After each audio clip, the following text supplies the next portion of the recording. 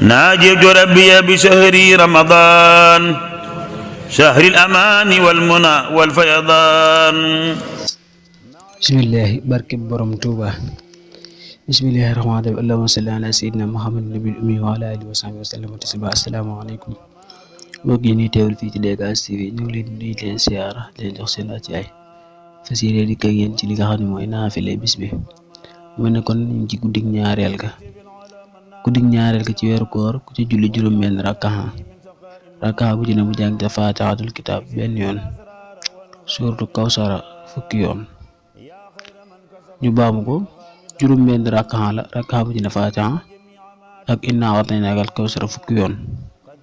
mu ne ku def loolu dees na ko jéggal bàkkaaram yépp bala moo jóge fa mu ko doon defe, te dees na ko bindal tuyaabay junniy xaj ak junniy xumra ak yoolu ku saraxe junniy dërëm.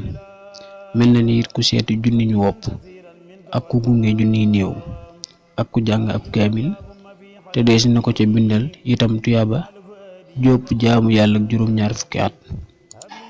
mooy ngëneel la julli gi. kon ñu dikkee yéen ci salaatu bis bi.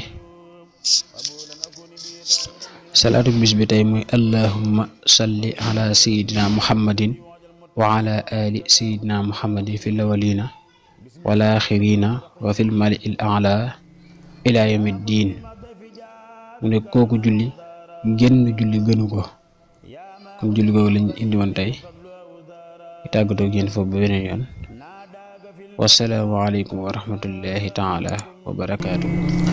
يا مكرم الضيف جارا كان أو دارا يا ماحيا عن قديم قبل أو دارا